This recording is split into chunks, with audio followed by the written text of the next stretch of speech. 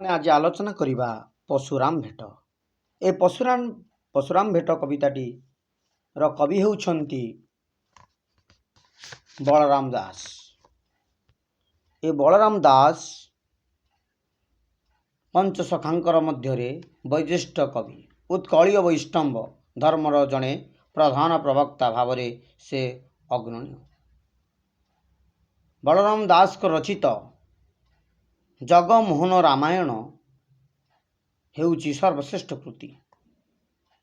परशुराम भेट कविताटी जगमोहन रामायण रो आदिकांड रु आसीअछि। एठारे शिवधनु भग्न करी स्वयंवर सभारे सीतांकु पाणी ग्रहण पर्व सरिला परे श्री रामचंद्र अयोध्या गमन कला बेले करवा समय परशुराम सहित भेट होइछंती। एही संबंधरे एठारे आलोचना कर जाइछि। एही जगनमोहन रामायण को मध्य दांडी रामायण भावरे परिचित। एठारे कवि बलराम दास निजर सृष्टि को एठारे आलोचना करिछंती। किपरि भावरे रामचंद्र एवं परशुराम भेट होइछि ता संपर्क रे एई कविताटी गतिशील होइछि। एई कविताटीर यदि 20टी गुरुत्वपूर्ण प्रश्न आमे आलोचना करिबा एई अध्याय रे। प्रथम प्रश्न आम पई केउ पक्षी पुनः पुनः उपरे उड़ुथिबार दशरथ देखिले?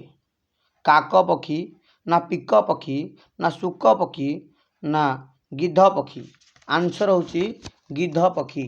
पिले माने ए गिद्ध पक्षी जहाक आमे श्रागुणा कहूचे, श्रागुणा पक्षी उड़ीबार दशरथ देखुथिले। द्वितीय क्वेश्चन आम पई होची बा प्रश्न श्री राम करबा आगरे किए बारंबार राब देउथिला?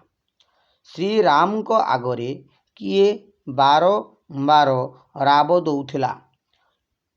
स्वाद, गाई, कुकट, श्रुगाल। आंसर होची श्रुगाल। दिवसरे कौन उदय हेबार दशरथ देखुथिले? सूर्य, चंद्र ना इंद्रधनु तारा माने? आंसर होची दिवस अर्थात राति रे दिन बेले दशरथ देखुछंती आकाश रे तारा मान दृश्यमान होउछंती। चतुर्थ प्रश्न मिथिला कटकरू फेरिबा बाटरे विपरीत दृश्य देखि दशरथ कहा सहित विचार आलोचना करुथिले? मिथिला कटकरू जेतले रामचंद्र फेरिछंती सेही समय रे दशरथ भयभीत होई जाइछंती होई कहा सहित आलोचना करिसेंती बोली क्वेश्चन टी हमकु पचारिछि। का सहित ना मंत्री विश्वामित्र, रामचंद्र ना वशिष्ठ? यार सठिक आंसर होची बा सठिक उत्तर होची वशिष्ठ। कारण वशिष्ठ को सहित आलोचना करुछंती दशरथ कुलगुरु हिसाब रे। क्षत्रिय मानकर ऐरी गुरु किए? क्षत्रिय मानकर ऐरी गुरु किए वशिष्ठ कहउछंती? किए ना वशिष्ठ, दशरथ ना विश्वामित्र ना परशुराम? क्षत्रिय मानकर ऐरी गुरु होउची परशुराम बोली वशिष्ठ कहउछंती दशरथंकु। परशुराम पिठी रे केउ छाल पक्का जाइथिला? मृग छाल, सिंह छाल, बाघ छाल ना मेष छाल? परशुराम को पिठी रे बाघर छाल पक्का जाइथिला बोली एठारे कवि वर्णना करिछंती। यदि आमे कहिबा 7 नंबर क्वेश्चन राम और सीता मिथिला कटकरू काहारी आसीबा बेले बाटरे राजा माने कौन कले? बाटरे प्रजा माने पादवर्धन कले, स्मृतिगान कले, उपहार देला, पूजान कले, उपहार देले। राम सीता ता परदिन जीवा बाटरे केउठारे विश्राम नेले? सुर नदी कूल रे ना विश्वामित्र आश्रम रे ना विपुल वन रे ना सिद्ध वन रे? विपुल वन रे सीता माता एवं रामचंद्र जेतेबेले आसुछंती से विपुल वन रे विश्राम नैथिले। 9 नंबर क्वेश्चन होची ଦଶରଥ ପର୍ବତ ଉପରେ କ'ଣ ପଡ଼ିବାର ଦେଖିଲେ? ଦଶରଥ ପର୍ବତ ଉପରେ କ'ଣ ଦେଖିବାକୁ ପଡ଼ିଲେ?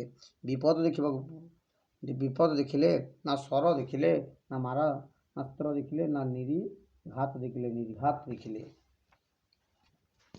ପରଶୁରାମ ବାମ କରରେ କ'ଣ ଧାରଣ କରୁଥିଲେ? ଅର୍ଥାତ୍ କୋଶ୍ଚିନ୍ କହୁଛି ପରଶୁରାମ ତାଙ୍କ ବାମ ହାତରେ କ'ଣ ଧରୁଥିଲେ ବା ଧାରଣ କରୁଥିଲେ? ଆନ୍ସର ହେଉଛି ଧନୁ ଧରୁଥିଲେ ସିଏ।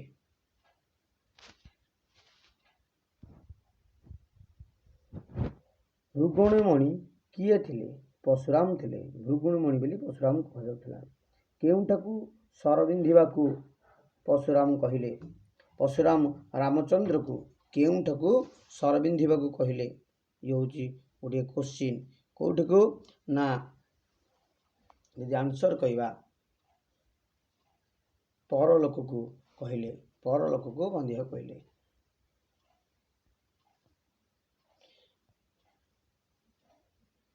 ରେଣୁକାନନ୍ଦନ କିଏ? ରେଣୁକାନନ୍ଦନ ହେଉଛି ପରଶୁରାମ। ଏ କୋଶ୍ଚିନ୍ ସବୁ ଆଲୋଚନା କରିବ। ପରଶୁରାମଙ୍କର ଧ୍ୟାନ କିପରି ଭାଙ୍ଗିଲା? ପରଶୁରାମଙ୍କ ଧ୍ୟାନ ଯେତେବେଳେ ରାମଚନ୍ଦ୍ର ଯାଉଛନ୍ତି ନିଜ ରାଜ୍ୟକୁ ଅର୍ଥାତ୍ ଅଯୋଧ୍ୟାକୁ ଯାଉଛନ୍ତି, ସେତେବେଳେ ତାଙ୍କର ସୈନ୍ୟମାନେ ଯେଉଁ ବୀରବାଦ୍ୟ ବଜାଉଥିଲେ, ସେ ବୀରବାଦ୍ୟ ଯେତେବେଳେ ଶବ୍ଦ ଶୁଣିଛନ୍ତି ପରଶୁରାମ, ସେତେବେଳେ ତାଙ୍କର ଧ୍ୟାନ ମଗ୍ନ ହୋଇଛି। ଆନ୍ସର ହେଉଛି ବୀରତ୍ୱର ଶବ୍ଦରେ। ପରଶୁରାମ କଟିରେ କିଛାଲ ପିନ୍ଧୁଥିଲେ। କଟିରେ କୃଷ୍ଣାଜିନ ଶାଳ ପିନ୍ଧୁଥିଲେ। ତାପରେ କହିବା ପରଶୁରାମଙ୍କର କୋଦଣ୍ଡର ନାମ କ'ଣ ଥିଲା? ପରଶୁରାମ କୋଦଣ୍ଡ ଧନୁର କାମ ଥିଲା ବୈଷ୍ଣବ ବୋଲି ଥିଲା। Next question. ପରଶୁରାମଙ୍କର କୋଠାରକୁ କବି କାହା ସହିତ ତୁଳନା କରିଛନ୍ତି? ପରଶୁରାମଙ୍କର କୋଠାରକୁ କବି ବଜ୍ରଦଣ୍ଡ ସହିତ ତୁଳନା କରିଛନ୍ତି, ନା ଧର୍ମଦଣ୍ଡ ପ୍ରାୟ, ନା କାଳଦଣ୍ଡ ପ୍ରାୟ, ନା ତୁଳା ଦଣ୍ଡ ପ୍ରାୟ? ପରଶୁରାମଙ୍କର କୋଠରକୁ କବି ପ୍ରକୃତରେ ଆଲୋଚନା କରିଛନ୍ତି କାଳଦଣ୍ଡ ପ୍ରାୟ। କାଳ ମାନେ ଯମ। ପରଶୁରାମଙ୍କର ପିତାଙ୍କ ନାମ କ'ଣ ଥିଲା? ପରଶୁରାମଙ୍କର ପିତାଙ୍କ ନାମ ଥିଲା ଯମଦଗ୍ନି। ଉଗ୍ରପତି କିଏ? ନା ପରଶୁରାମ। ଏଇଟା ପିଲେ ଏଇ କୋଶ୍ଚିନ୍ଟା ବହୁତ ଗୁରୁତ୍ୱପୂର୍ଣ୍ଣ କୋଶ୍ଚିନ୍, ଏଇଟା ବାରମ୍ବାର ଦେଖିବେ। ନେକ୍ସଟ ହେଉଛି 20 ନମ୍ବର ଲାଷ୍ଟ କୋଶ୍ଚିନ୍। ଶିବଧନୁରେ କେଉଁ ଅସୁରର ମୃତ୍ୟୁ ହୋଇଥିଲା ବୋଲି ଏଠାରେ କବି ଆଲୋଚନା କରିଛନ୍ତି?